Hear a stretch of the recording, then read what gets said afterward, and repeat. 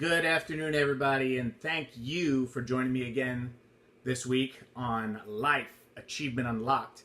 Anthony Nazario hanging out here, and I wanted to this week do something a little special. I wanted to give you a little insight as to who I am and why I'm doing this, so that you don't just feel like, hey, who's this asshole who's on my screen who's just riffing this bullshit off, and really, how do I know that this guy is even legit or knows anything, or why would I even trust anything that he says? I want you to join me on this journey of embetterment, and hopefully you dig the stuff that I say.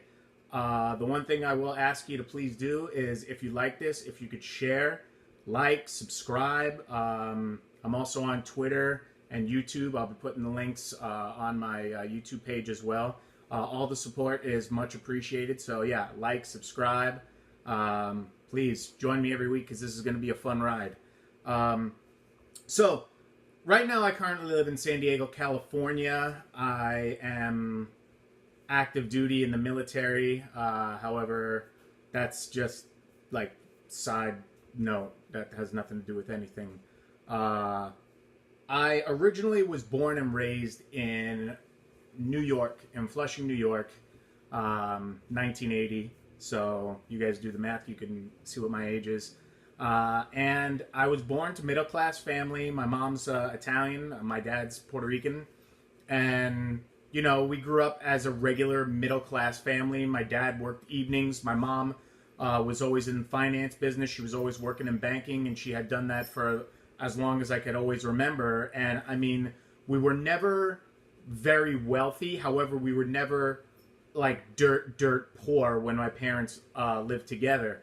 And, I grew up in a pretty nice neighborhood in Whitestone, New York, and, was raised by a traditional Italian family. And when we would see my grandma, we would have some of the Hispanic Puerto Rican culture immersed, that we would immerse ourselves in. But growing up in New York, it also taught me, in my younger ages that, everybody is to be treated equally, and there's no I didn't really experience any racism or injustices or anything like that, because of just the people who I grew up with. And I only saw them as either friends or good qualities, bad qualities, people I wanted to be around with. So I was never really, I guess I never really saw any color or race or anything like that. I mean, I knew people's different ethnicities. However, I didn't feel like that really truly separated us at all. So I think that was one of the extremely awesome benefits of growing up in New York City. I was a kid who was kind of a troublemaker when I was younger. My mom was always, having to get called up to school and whatnot, because I did things in school on a conduct level that I just did things so that people would like me, because I was the middle child, which that doesn't explain anything. I mean, there's no real explanation for that. However, I had an older brother who I love him to death right now. We had a great relationship when we were younger that, he would pick on me. I would try and fight back, but there was no real way. With the 3-year age difference, he always dominated me. And then my younger brother came into the picture when I was 5-6 years old. And, Keith was always just naturally gifted at everything he does, which he is on YouTube as well. He does music, so if you guys get a chance, you should look him up. However, I digress. The needing to be wanted was just something that I always kind of appealed to. I always did things to be like the class clown, so that people would think that I was hilarious, and people would always want to accept me for who I was. And even from a very young age, and I'll get into this a little later, I never really truly had an identity of my own. There were things that I loved to do, like I loved sports as a child. I loved sports. I mean, we were born in New York City. My dad was born in the Bronx, so I'm a diehard Yankees fan. I have loved the Yankees from a child until I mean, every single day of my life. I'm a football fan. I love the Jets. I like the Knicks. Everything New York that encapsulated me. I love sports. I cannot get enough of it, and that's something that I'm going to be branching off to here in the future. However, like I said, that was really the only true identity I had, and mix that in with the consequences of getting into trouble.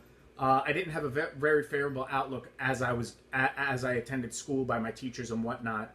My mom was really like at her wit's end. I would be disciplined or whatever, and it just still wouldn't come true.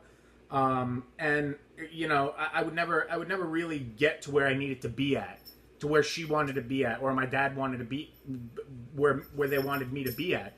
And the problem is that I look at it now, and it's that I didn't have like my own real identity, and I kind of did things wrong in an imperfect way back then. However, it has strengthened me to who I am now. Well, fast forwarding as the years go on, I continue to want to be a popular kid, but that never really kind of suited me, which is, if you saw in my video previously, I've always just been average. I've been average at a lot of things. I excelled in baseball a lot when I was younger, but, get to the high school level and stuff like that, I was just an average ball player. And I just always strive to be above that. I always thought I had more in me to do that, but I never actually put the effort forth to do anything going forward.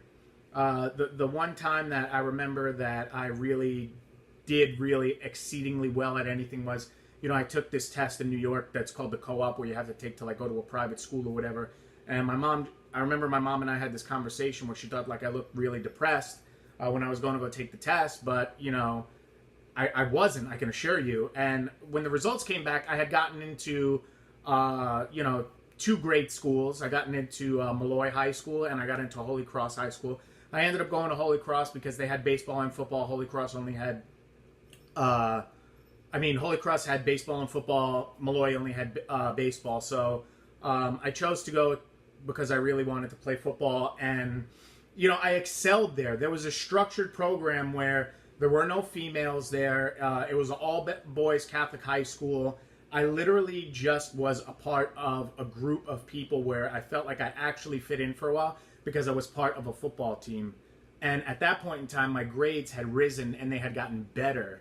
And ever since then, I had never really had many issues with school. However, in life, issues continue to happen. My parents divorced when I was 12, and my mom had been in a few different relationships through there, which never really kind of affected me. However, the male role model in the years of my life that I truly really needed them wasn't there. So I didn't have anybody to kind of reprimand me or, tell me I was messing up in the way that a young man really should.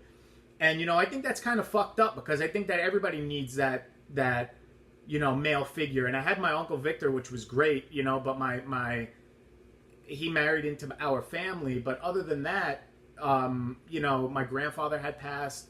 My dad wasn't around. My older brother, he was doing his thing. And it's just as we got older, my older brother definitely has given me tons of insight, and I'm extremely appreciative for everything that he's done for me. However, that key element, I feel like, really made things difficult. However, we struggled. We got through it. My mom married this other dude. We ended up moving to Arizona.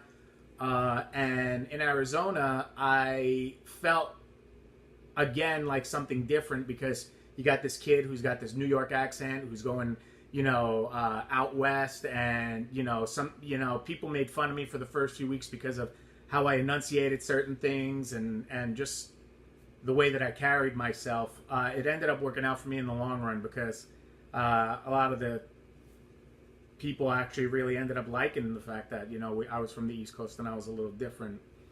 But, there were still struggles in life. My mom had a very rough time with one of her relationships, and in turn, my older brother ended up staying back in New York. So the family kind of got pulled apart a little bit, and we stayed close, but not in the proximity of closeness. So as time went on, I graduated high school and I moved out.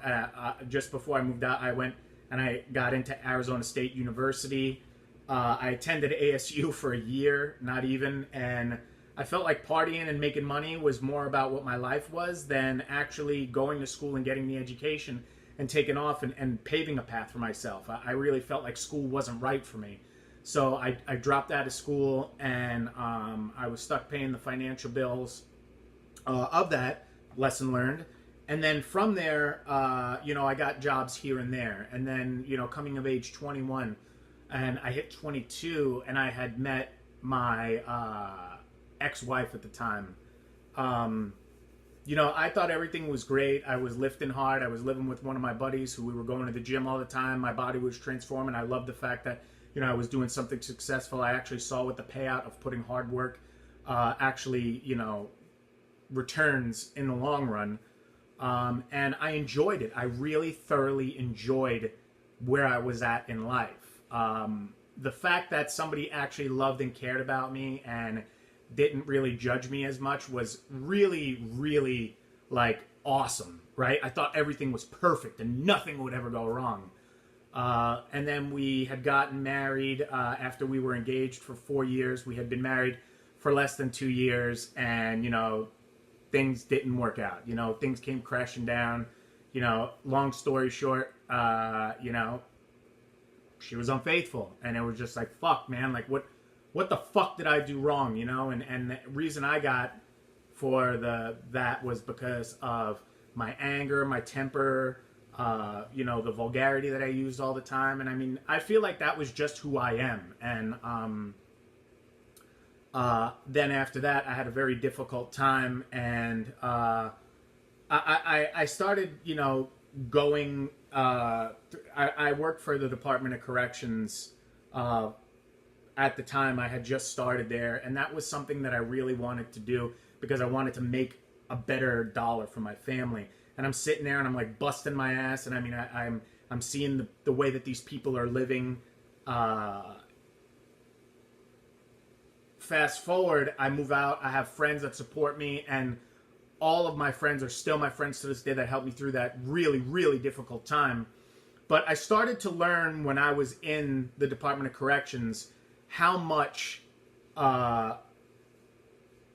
your actions can lead to the consequences, and how these guys kind of sometimes redefine themselves. The things that they did, some of them are still fucking assholes, don't get me wrong. However, I saw that some people were willing to make a change and actually did make a change and were making things to better themselves. With that being said, I wanted to do something for a long time, and I wanted to join the military. My younger brother and my older brother were both in the Army. And I was like, fuck it, man. I want to dare to be different. I want to do something. I want to go into the military. I want to go to school. I want to get my education. I talked to my buddy Mike. Shout out DJ Identity, a.k.a. Chef Mike Beasy. He's the man who... He is on the way up with personal chef goals, so he is definitely doing his thing. If you're in Arizona, please check him out.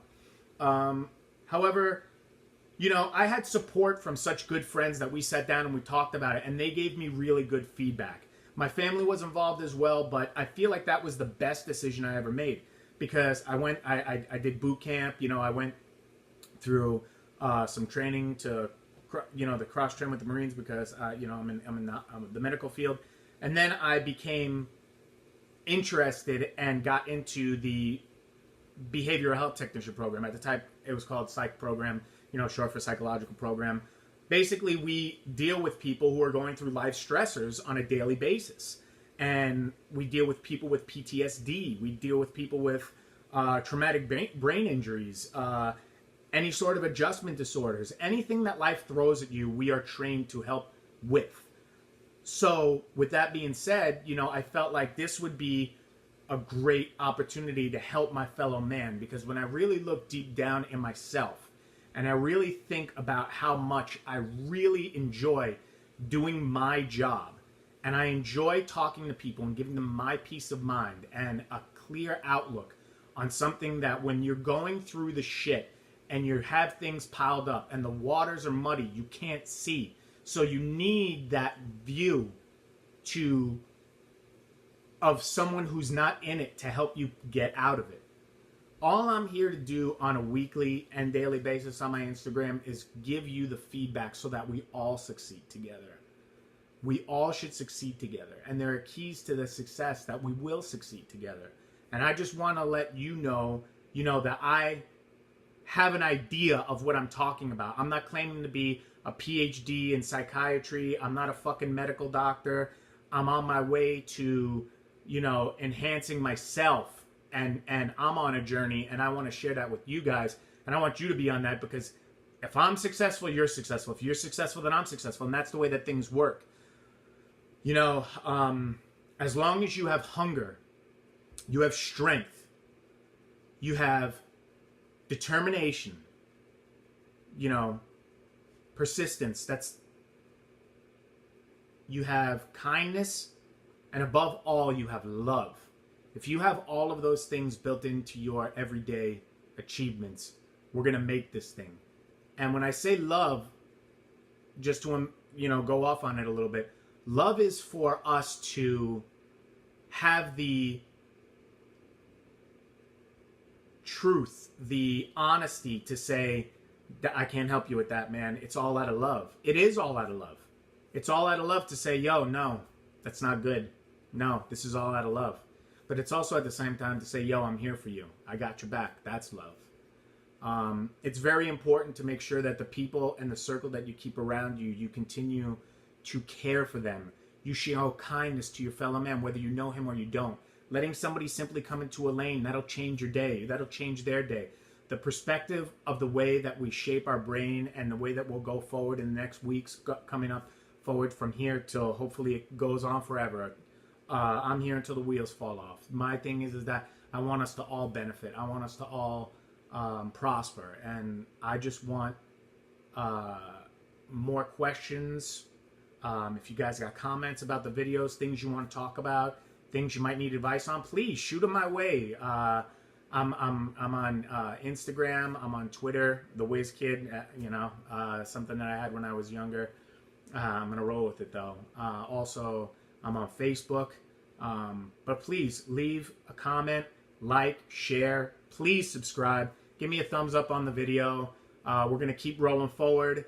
I know that you got what it takes to get to where you want to be at, and I know because I've gone through some struggle and I've seen some things when things are not great. And guess what? I feel like things are on the right track right now, and it didn't happen just by happenstance. It's because we made shit happen. All right? Take it easy. Great week. Thanks for stopping by, guys. See ya.